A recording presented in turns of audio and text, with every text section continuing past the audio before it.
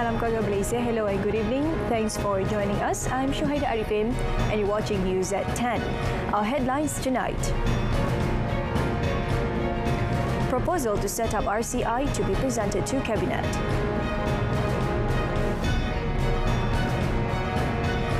% of inspected buildings yet to obtain fire certificates.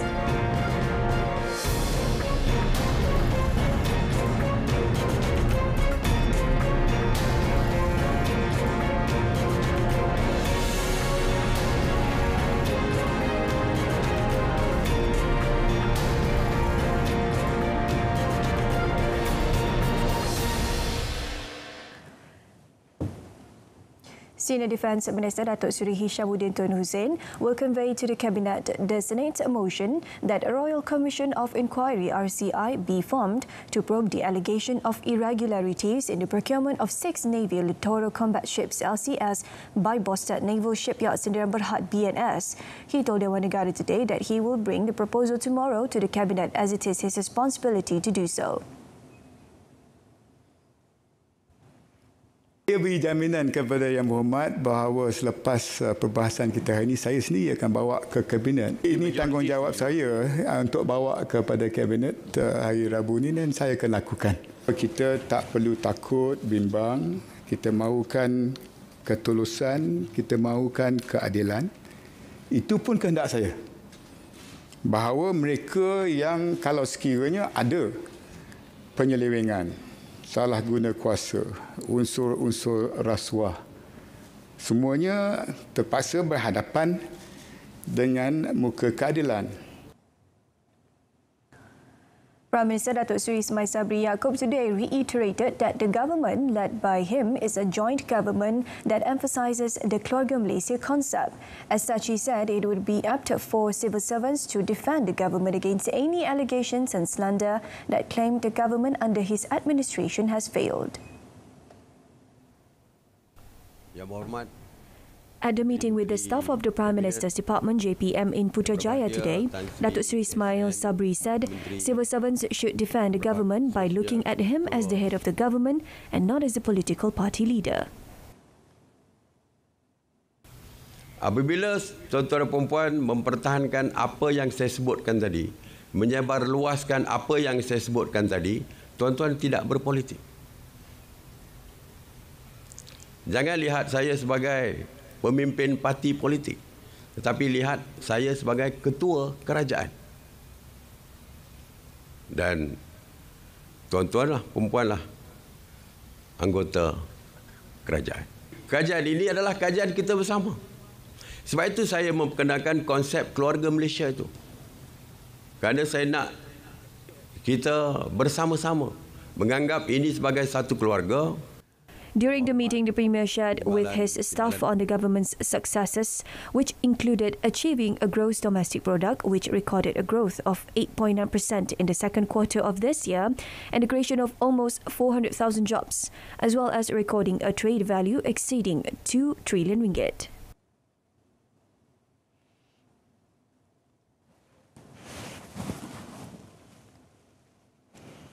Datuk Seri Ismail Sabri also wants civil servants to work as a family and not in silos.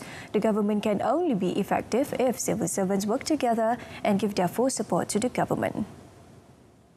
Saya tak mahu isu yang lama bekerja di dalam keadaan silo. Kita mesti bekerja bersama. Ya, semua orang mempunyai tanggungjawab yang sama, nawaitu yang sama. Jadi kita tidak boleh bergerak secara silo lagi, tetapi mesti bekerja secara keluarga.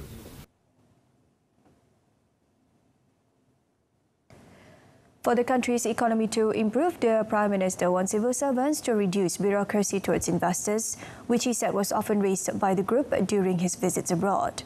He added that the government has agreed to set up a My Mudah unit to deal with bureaucratic issues. According to Datuk Seri Ismail Sabri, My Mudah unit will be established in all ministries and federal agencies, state governments and local authorities to facilitate business dealings across the country. The The price of rubber is projected to exceed RM3.50 per kilogram at the end of this year and continues to be in an upward trend due to very high demand from importing countries. Minister of Plantation Industries and Commodities, Datuk Zuraida Kamaruddin, said the price of rubber is currently stable above RM2.50 per kilogram and the government is working on increasing production to meet export demand. Kita harus meningkatkan kita punya keluaran penghasilan getah. Kalau kita dapat hasilkan lebih banyak, maka ekspor kita akan lebih banyak dan pendapatan lebih banyak dan harga getah juga akan meningkat. The minister said this at the launch of the Rubber Anti-Corruption Plan Getah Anti-Rasuah or GETAR 2021-2025 at the Sungai Buloh Rubber Research Institute of Malaysia RRIM Research Station today. At the event, Datuk Zuraida also congratulated the Malaysian Rubber Board for its efforts and success in developing GETAR 2021-2025, which is an important strategic plan to implement in an organisation's anti-corruption policy. She said the effort is aligned with the National Anti-Corruption Plan and ACP that was launched by the government previously. The Ministry of Tourism, Arts and Culture MOTAC today held the 10,000 Steps of Merdeka Spirit program to fuel the spirit of patriotism among those in the ministry in conjunction with the National Month 2022 celebration. The event, which began at 9:30 a.m, saw the participation of over 300 MOTAC staff members who held the Jalur Gemilang as they walk for nearly 6 kilometres around Putrajaya. Its Minister Datuk Seri Nancy Shukri, who flagged off the event, said MOTAC had planned various activities in conjunction with the National Month, including an independence exhibition to show the spirit of love for the country among the ministry's employees. She said it also aimed to stimulate sportsmanship in addition to supporting the government's Malaysian National Health Agenda. Agenda Sihat Malaysia di mana ianya telah diluluskan oleh Kabinet dan di mana di situlah sebenarnya sukan ialah menyatu padukan rakyat punya biasanya. Jadi sebab itu kita satu padukan dengan sukan, kita ada tari menari untuk kita bersenam, di mana kita melihat keharmonian perpaduan di kalangan rakyat Malaysia.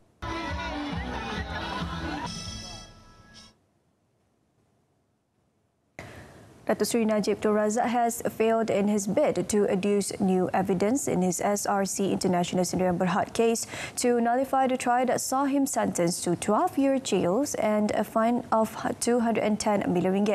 This was after a 5-member panel chaired by Chief Justice Tun Tengku Maimun Tuan Mat unanimously dismissed the former Prima's application after hearing the submissions by Defence Lead Counsel Hisham Tehpotik and Ad Hoc Prosecutor Datuk V. Sitambaram.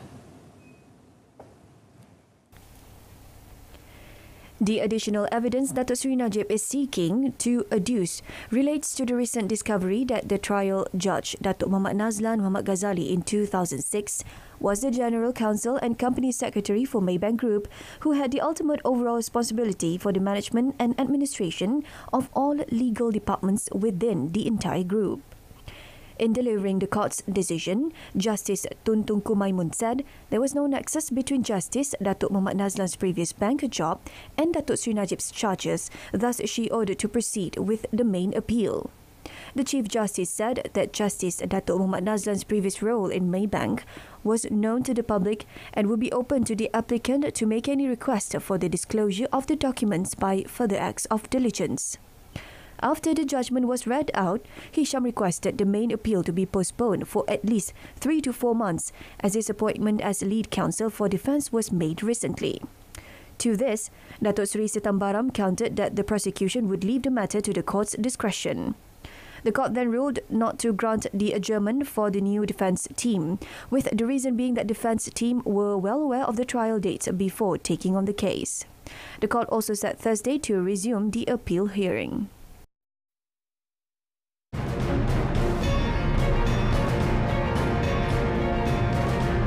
Coming up, Dewan Negara passed another 5 bills.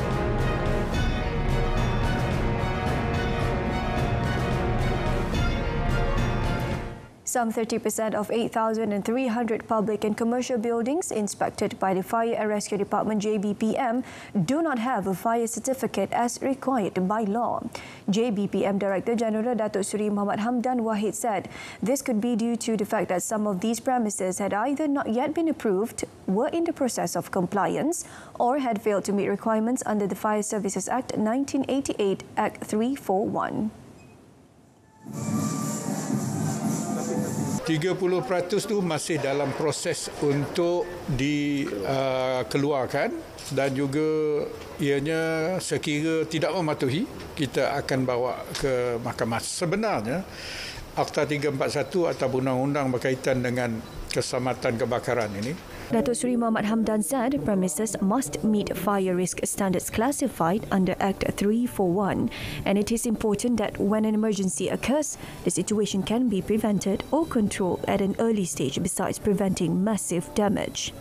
He added that Act 341 is not aimed at punishing premises owners, but to ensure the safety of premises from fire risks.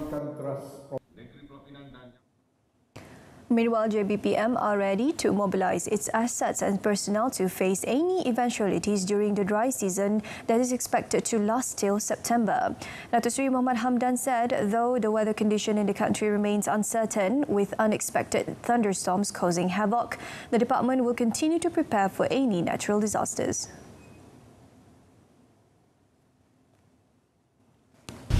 Pada masa kini kita sedang dalam memantau keadaan cuaca dan juga dalam mendapatkan informasi daripada agensi-agensi yang berkaitan dalam kesiapsiagaan dan persediaan kita bagi menghadapi masa kering dan juga musim kepanasan dan kemarau.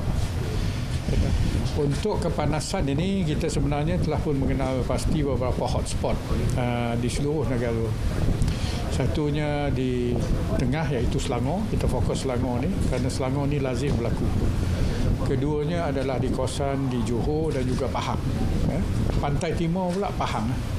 Tetapi utaranya kita tidak nafikan Kedah dan juga Pulau Pinang di samping Perak dan Sabah dan Sarawak.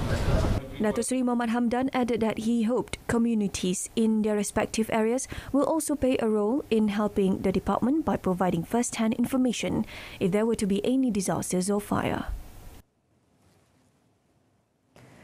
The Dewan Negara today passed 5 bills related to the departure levy, sales tax, good vehicles levy, windfall profit levy and service tax. The bills are the Departure Levy Amendment Bill 2022, the Sales Tax Amendment Bill 2022, the Goods Vehicle Levy Amendment Bill 2022, the Windfall Profit Levy Amendment Bill 2022 and the Service Tax Amendment Bill 2022.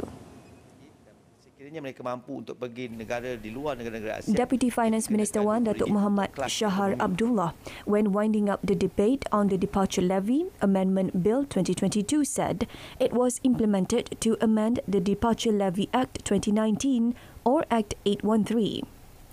He said this departure levy is imposed on those leaving Malaysia to overseas, and it is certain that this levy will enable the government to diversify the indirect tax revenue collected by the Customs Department. All 5 bill amendments were made to include new provisions to improve administration via provisions that allow certain facilitation to be given to taxpayers, especially during public emergencies such as natural disasters or public health crises such as COVID-19 pandemic. The decision regarding the increase in Kemas Kindergarten Assistance Allowance will be known by the end of the year at the latest. Rural Development Minister Datuk Seri Mat Khalid said the ministry had submitted an application to increase the allowance A, as the monthly salary of RM500 received by the Kemas assistants does not commensurate with the increasing workload. Kemas tu adalah mana kita tengah berunding Datuk Kesu dengan JPA dan juga Kementerian Kewangan. InsyaAllah lah tahun ni kot. Dia ada macam-macam tu dalam tu. Dia ada beberapa kategori lah.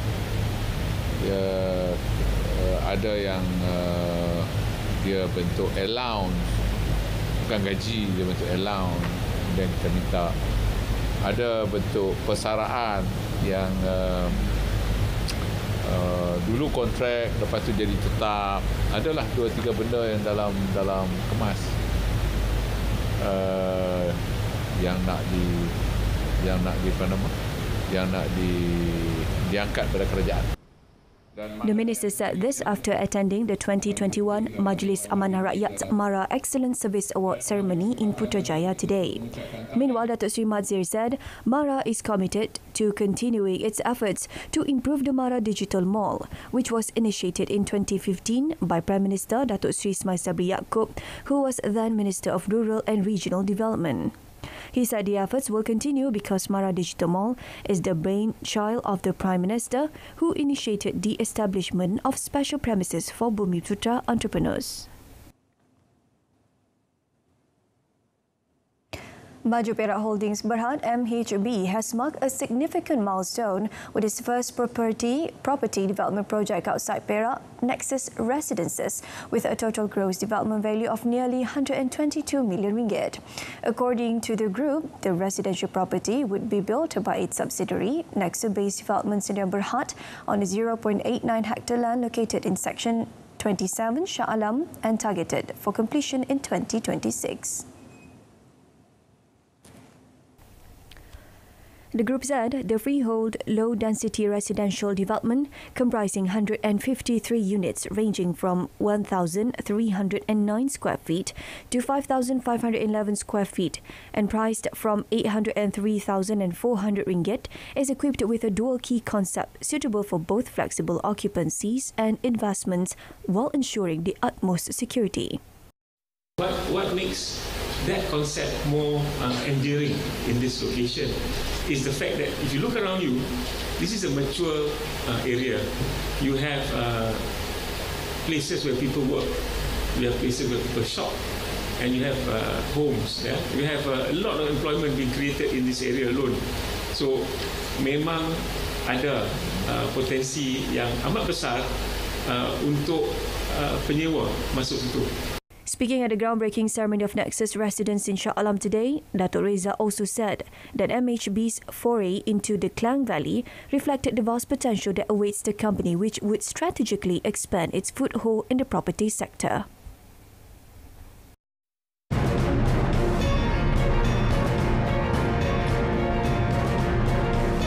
Fireballs erupt from explosion at Kerana munitions depot, then and more coming up in our foreign segment.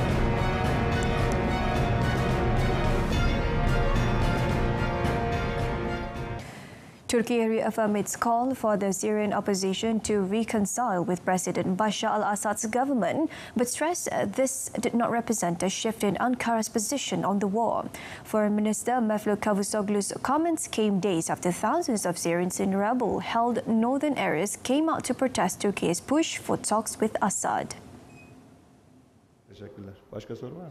Turkey has fervently opposed Assad throughout the 11-year conflict and backed some rebel groups in the war. But Cavusoglu revealed last week that he had briefly met his Syrian counterpart Faisal al-Mekdad in Belgrade last October, the first such meeting reported since 2011. Cavusoglu stressed that his push for talks reflected the roadmap for peace, unanimously adopted by the UN Security Council in 2015.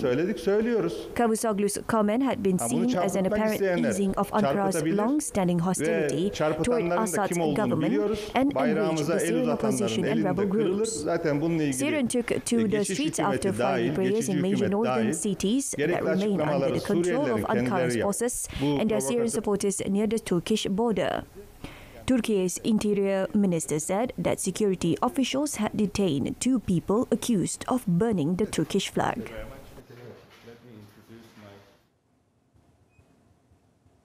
Russia said that a fire had set off explosions at a munitions depot in Crimea a week after a series of similar blasts at an airbase in the peninsula annexed from Ukraine. The Defence Ministry said in a statement that a fire erupted at a temporary military storage site near the village of Mykoye in the Zankoy district, causing ammunition to detonate. The ministry said no one had been seriously injured and that work was underway to determine the cause of the fire. Crimea's Moscow-appointed governor, Sergei Aksyonov, who went to the site, said 2 civilians had been injured, but that their lives were not at risk. Local officials told Russian news agencies that some 2,000 people were evacuated from the area as a precaution. Russia annexed Crimea in 2014 in the wake of massive nationwide street demonstrations in Ukraine that led to the ouster of Kremlin-friendly president. Ukraine has not claimed responsibility for any attacks in Crimea, but officials have made several comments suggesting its forces could be involved. Top Ukrainian presidential aide Mikhailo Podolyak said the latest blasts in Zankhoy were a reminder that Crimea occupied by Russians is about warehouse explosions and high risk of death for invaders and thieves.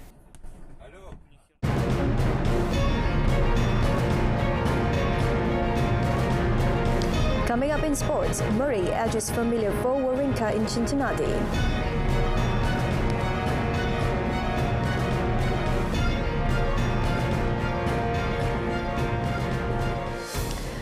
All right, we'll begin with tennis. Andy Murray outlasted familiar foe Stan Wawrinka 7-6, 5-7, 7-5 in a first-round clash at the Cincinnati Open, the last big test before the US Open. In the 22nd meeting between the Grand Slam champions, neither could make inroads against the other's serve in the first set until a Wawrinka double fault in the tiebreak opened the door for Murray. The Scot took full advantage and captured the first set when the Swiss sent a forehand long. In the second set, a broken racket string led Murray to shank a shot that handed set points to Wawrinka, who converted on his first opportunity to level the match. Murray 35, Wawrinka 37, both needed visits from psychotherapists in the third set, which Murray claimed when he ripped a return winner on his fourth match point. Murray is now 13-9 against fellow 3-time Grand Slam champion Wawrinka. Next up for the Scot is an all-British battle with 9-seed Cameron Norrie, who beat Holger Rune 7-6, 4-6, 6-4 in a hard-fought battle. Croatian Marin Cilic's resurgent season continued with a routine 6-3, 6-3 win over Jean Moulin, and Argentine Diego Schwartzman found his form late to beat Alex Malkin 5-7, 6-4, 6-2. American John Isner, Finland's Emil Ruusuvuori, and Spain's Roberto Bautista Agut also advanced to the second round of the Masters 1000 tournament.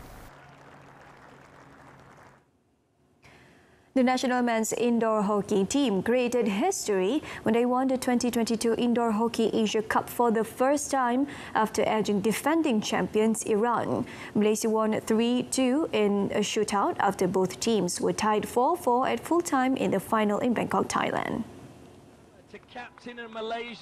The win at the Huamak Indoor Stadium enabled Malaysia to end Iran's domination in indoor hockey, having won the title 8 times in a row since the first edition in 2008. In the shootout, Muhammad Izham Azhar, Nur Shafiq Sumantri and Shelo Silverius found the mark, while goalkeeper Muhammad Khairul Afendi Kamaruzaman also stood out when he stopped one of Iran's attempts. Nur Shafiq was also named man of the match in the final. National head coach Muhammad Amin Rahim praised his men for their performance and determination in carving out a historic win. He expressed hopes that indoor hockey will continue to receive attention because Malaysia has a big potential to play at the highest level.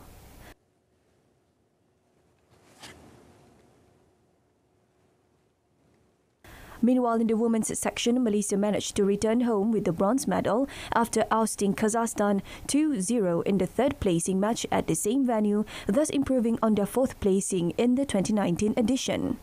The national women's team got their goals through 2 penalty stroke conversions by Iren Hussein and Nur Aisyah Yaakob in the 15th and 39th minute respectively.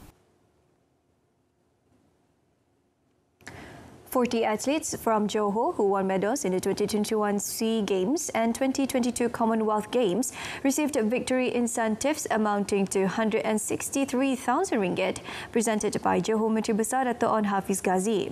Badminton player Ng Ziyong came out as the highest recipient with RM28,000, followed by Tan Kian Meng with RM26,000 and Commonwealth gold medalist Muhammad Anik Kastan RM18,000.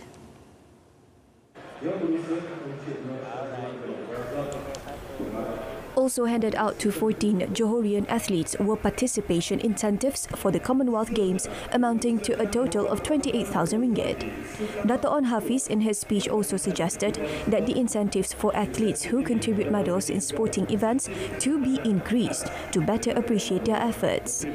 Athletes all around welcomed the suggestion, which has seen as a potential catalyst to further raise their spirit towards elevating the name of the country into the global stage. Bila dapat sokongan dari kerajaan negeri Johor, semua ni untuk jadikan saya punya motivasi, suntikan semangat saya untuk lebih berjaya sekali ni. Benda tu sedikit sebanyak kan, tapi kita jangan terlalu fokuskan benda tu lah. Bagi personally untuk saya, bila benda-benda gitu, bila kita bagi result, benda tu akan datang sendiri kat kita kan. Cuma tu lah, jangan terlalu fikir benda tu lah. The Super League clash between Terengganu FC, TFC and Selangor FC at the Petaling Jaya City Council MBPJ Stadium tomorrow night is expected to steal the spotlight as two good friends are set to meet in the opposing dugouts. In the match, Nafuzi Zain, who has been with the Turtles for 3 seasons, will lead his team into battle against the Red Giants, led by interim coach Nizam Jamil, who also his best pal. Nizam took over as interim coach after German coach Michael Fittenbeiner gave up his post following Selangor FC's poor performance this season. According to Nafuzi, the much-anticipated match was expected to test his Chargers' ability to keep their winning momentum going after successfully defeating Sarawak United FC last Saturday. Nafuzi, meanwhile, expressed concern about the injury woes that's still plaguing some of his players. This, he said, would give an advantage to the opponents who would be on a revenge mission after losing to his team in the first round of the Super League season last April. He said although the team haven't lost to Selangor FC since 2019, they should not be complacent with the record. Nafuzi added that as a good friend of Nizam, he believes Nizam will have his own strategy. The 44-year-old Kelantan-born coach noted that furthermore, this would be Nizam's first game as Selangor's interim head coach, thus he will be working hard to achieve success.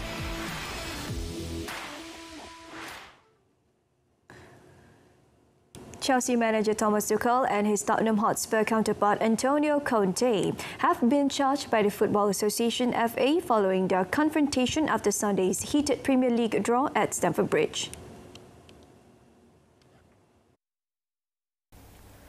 The two managers shook hands after a 2-2 draw where tempers flared but then faced off on the pitch before being separated by players and staff from both teams. Both managers were also shown red cards by referee Anthony Taylor as a result of the fracas. The FA, through a statement release, said it is alleged that the behaviour of both managers was improper following the end of the fixture, and they have until 18 August or this Thursday to respond to the charges. The FA is also investigating Tuchel's comment after the German coach slammed Taylor for his decisions. Tuchel accused Taylor and the video assistant referee VAR of making wrong decisions, which ultimately helped Spurs come away from Stamford Bridge with a point. While Tuchel and Conte were involved in a heated exchange, the two managers were relatively calm after the game and said they had no hard feelings. Alright, so that concludes this evening's news at 10. In our top story, proposal to set up RCI to be presented to Cabinet. Join us again at 12:30 tomorrow afternoon. I'm Shuhaida Arifin. Stay tuned to saluran Berita RTM, salam keluarga Malaysia, and have a pleasant evening.